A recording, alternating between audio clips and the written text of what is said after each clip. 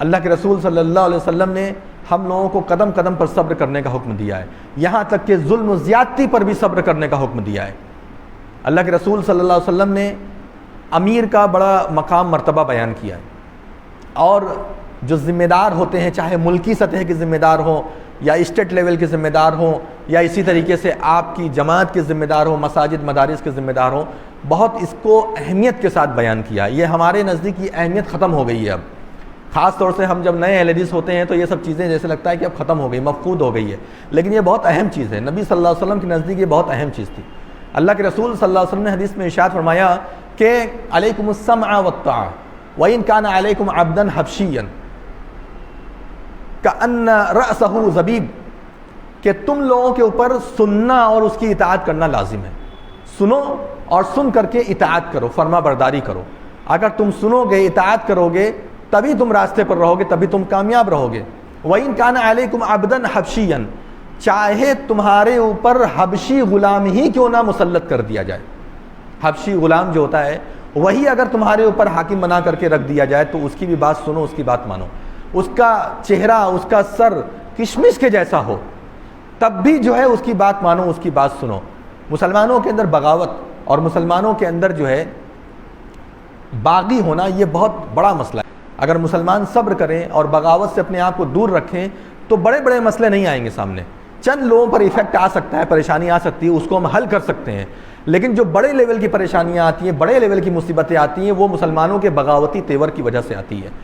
اللہ کے رسول صلی اللہ علیہ وسلم نے فرمایا کہ علیکم السمع والطاعہ، تمہارے اوپر سننا اور اس کی اطاعت کرنا لازم ہے، ضروری ہے کہ تم اطاعت کرو، سنو، اور اس کے بعد کیا، فیما احب او کریہا، چاہے تمہیں پسند ہو چاہے تمہیں ناپسند ہو۔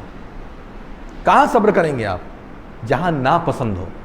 جہاں پسند آ گیا وہاں تو آپ صبر کرنے نہ کرنے کا سوال ہی پیدا نہیں ہوتا ہے۔ اگر آپ کو میں پسند ہوں تو آپ صبر کریں نہ کریں کوئی مسئلہ نہیں ہے، میں پسند نہیں ہوں وہاں آپ کو صبر کرنا ہے۔ آپ سمجھ رہے ہیں بات کو؟ میرا خطبہ، میری تقریر اگر آپ کو پسند نہیں ہے لیکن کسی امیر نے مجھے رکھ دیا ہے، میں مثال دے رہا ہوں، تو ایسی صورت میں وہاں صبر کرنا آپ کے لیے ضروری ہے۔ وہیں تو اصل اگزام ہے، وہیں تو اصل امتحان ہے۔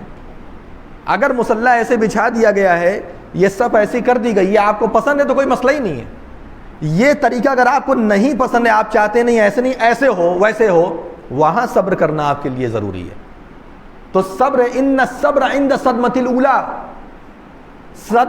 صبر کب ہوتا ہے؟ جب آپ کو صدمہ پہنچے، صدمہ پہنچا، لڑائی جھگڑا کیا، اٹھا پٹک کیا، مار پیٹ کیا، اس کے بعد چلو میں صبر کر لیتا ہوں، وہ نہیں چلتا۔ پہلے صبر، ان الصبر عند الصدمۃ الاولی، جب صدمہ پہنچے اس وقت صبر کرو، وہ صبر آپ کو کام دے گا۔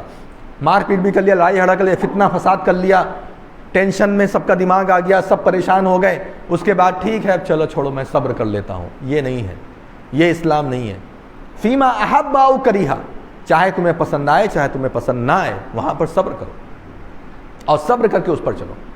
ہاں وَإِن كَانَ، اگر یہ ہو جائے کہ الا امر بمعصیہ، اگر تمہیں نافرمانی کا حکم دیا جائے، وَإِن أُمِرَ بِمَعْصِيَةٍ فَلَا سَمْعَ وَلَا طَاعَةَ، اگر نافرمانی کا حکم دیا جائے کوئی سنوائی نہیں ہے، کوئی اطاعت نہیں ہے۔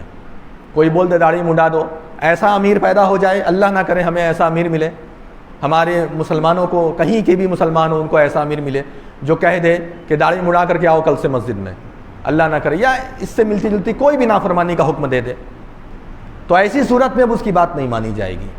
لیکن جب تک دین پر ہے، گنجائش والا کام کر رہا ہے، شریعت پر پابند ہے، شریعت پر چل رہا ہے، کوئی بھی کام اسلام کے خلاف والا نہیں کر رہا ہے یا اسلام کے خلاف کا حکم نہیں دے رہا ہے، وہ اگر ذاتی طور پہ وہ اسلام کے خلاف کام کرے تب بھی اسے نہیں ہٹایا جا سکتا، تب بھی اس کے خلاف بغاوت نہیں کر سکتا۔ آپ ایک حدیث پڑھیے، مسلم شریف کے اندر ہے، نسائی کے اندر ہے، مسند احمد کے اندر ہے۔ آج میں اس حدیث کو دیکھ رہا تھا دوبارہ، حالانکہ یہ حدیث پہلے میرے ذہن میں تھی، اس پر بیان بھی میں کیا ہوں بہت تفصیل سے، لیکن آج میں دیکھ رہا تھا، اس کی تخریج دیکھ رہا تھا کہ یہ حدیث کہاں کہاں ہے، تو میں تعجب میں پڑ گیا کہ میں سمجھ رہا تھا کہ یہ حدیث ایک ہی جگہ پر ہے، مگر آج ابھی حال ہی میں جب تھوڑا مطالعہ کیا اس حدیث کا تو سمجھ میں آیا کہ یہ حدیث تو بڑی بڑی حدیث کتابوں میں ہے، تقریباً 15-20 جگہوں پر وہ حدیث ہے صحیح سند کے ساتھ۔ اللہ کے رسول صلی اللہ علیہ وسلم نے بڑی بھاری بات کہی ہے، بہت بڑی بات کہی ہے۔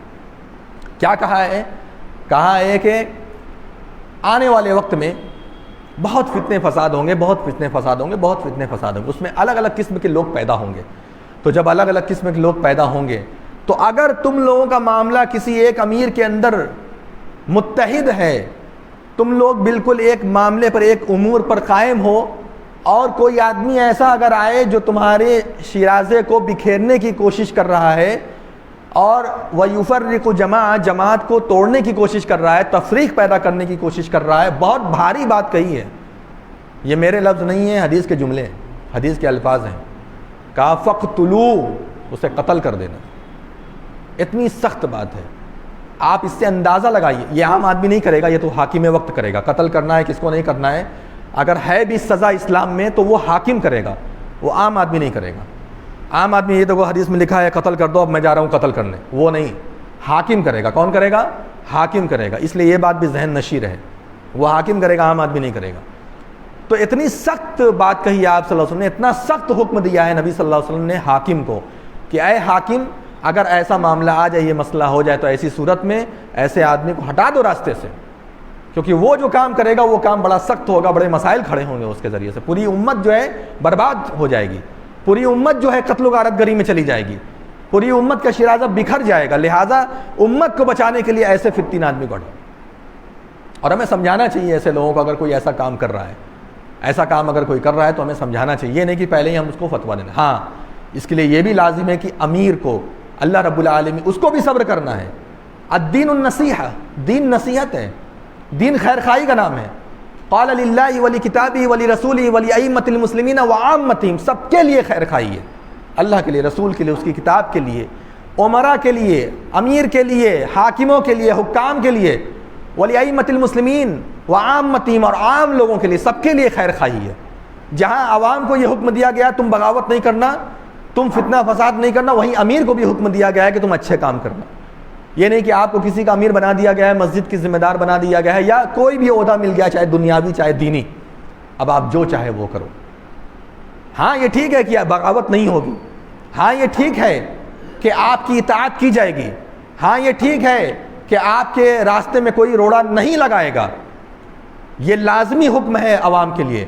لیکن یہ یاد رکھیے، اگر آپ گڑبڑ سڑبڑ کریں گے، اگر آپ غلط سلط کریں گے، اگر آپ کی وجہ سے دین خراب ہوگا، اگر آپ دین کے راستے میں روڑا لگائیں گے، دین کے راستے میں خرابی پیدا کریں گے، تو اوپر والا بیٹھا ہے، اللہ تبارک و تعالیٰ کی ذات پھر آپ کا امتحان اور آپ کی آزمائش کے لیے تیار ہے، اور پھر آپ کو سزا دینے میں اللہ تبارک و تعالیٰ گریز نہیں کرے گا۔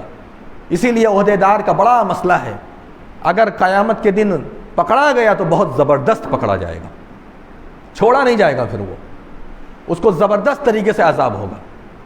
اور آپ جانتے ہیں کہ مسئول جو ہوتا ہے، جو ذمہ دار ہوتا ہے نا، وہ اللہ رب العالمین کا بہت زیادہ اہمیت کا حامل ہوتا ہے۔ اگر وہ گڑبڑ ہوا تو، کیونکہ اس کے گڑبڑ ہونے کی وجہ سے معاملے گڑبڑ ہوں گے، کوئی بغاوت بھی نہیں کرے گا، تو پھر کیسے مسئلے حل ہوں گے؟ تو ان چیزوں کو سمجھنے کی ضرورت ہے۔ پہلے کے زمانے میں، پہلے کے وقت میں کسی کو حاکم بنایا جاتا، لوگ بھاگتے تھے، کسی کو قاضی بنایا جاتا تھا تو لوگ بھاگتے تھے، اور نبی صلی اللہ علیہ وسلم کی حدیث ہے، من جعل قاضیا، جو انسان قاضی بنا دیا گیا، ذبح بغیر سکین، وہ انسان بغیر چھری کے ذبح کر دیا گیا، چھری کے بغیر وہ ذبح ہو جائے گا اگر کسی کو قاضی بنا دیا گیا۔ کیوں؟ بڑا مسئلہ ہے، راستے بڑے پر خطر ہیں، انصاف کرنا پڑے گا۔ ابھی وہ سب کو خوش کرے گا کہ انصاف کرے گا؟ کیا کرے گا؟ اس کے مسئلہ آ جائے گا، سامنے دوست بھی بیٹھا ہے، سامنے دشمن بھی بیٹھا ہے، دشمنی نکالے گی، دوستی نبھائے، کیا کرے؟ اچھے اچھے لوگ پھسل جاتے ہیں، اچھے اچھے لوگ پھسل جاتے ہیں، چاہے مسلمان ہو چاہے غیر ہو، اچھے اچھے لوگ پھسل جاتے ہیں۔ یہی وجہ ہے کہ جو آدمی قاضی بنا دیا گیا، وہ آدمی بغیر چھری کے ذبح کر دیا گیا، اسی لیے بھاگتے تھے لوگ۔ اور اگر امارت ملی ہے، اگر ذمہ داری ملی ہے، دین کا کام ہونا چاہیے، زبردست کام ہونا چاہیے، دین کے راستے میں کوئی روڑا نہیں لگنا چاہیے، آپ کا کوئی فیصلہ ایسا نہیں ہونا چاہیے جو عوام کو تکلیف پہنچائے، آپ کا کوئی فیصلہ ایسا نہیں ہونا چاہیے جس کے ذریعے سے دین کا کوئی نقصان ہو۔ صبر آپ کو بھی کرنا پڑے گا، اگر کوئی عوام میں سے کھڑے ہو کر کے آپ کے خلاف زبان درازی کر رہی ہے، آپ کو بھی صبر کرنا پڑے گا، کیونکہ صبر، آج موضوع یہی ہے، صبر کرنا پڑے گا۔ اور صبر ہر ایک کے لیے، آپ کے خلاف کیا زبان درازی نہیں کی جائے گی؟ کی جائے گی۔ آپ کتنے بھی اچھے ہوں، کتنے بھی اعلیٰ درجے پر ہوں، کتنا بھی اچھا کام کریں، آپ یہ مت سوچئے کہ 100% عوام آپ کی تعریف کرے گی، نہیں، چند رہیں گے آپ کے پیچھے پڑے رہیں گے، چند آپ کی برائی کریں گے، چند آپ کی غیبت کریں گے، آپ کو صبر کرنا ہے وہاں پر، اور صبر کر کے ساری چیزوں کا مقابلہ کرنا ہے۔ تو صبر ہر ایک کی ضرورت کی چیز ہے، لازمی جز ہے، ہر اعتبار سے کام آنے والی چیز ہے۔ اللہ رب العالمین سے ہم دعا کرتے ہیں کہ اللہ تبارک و تعالی ہم تمام لوگوں کو صبر کرنے کی توفیق عطا فرمائے۔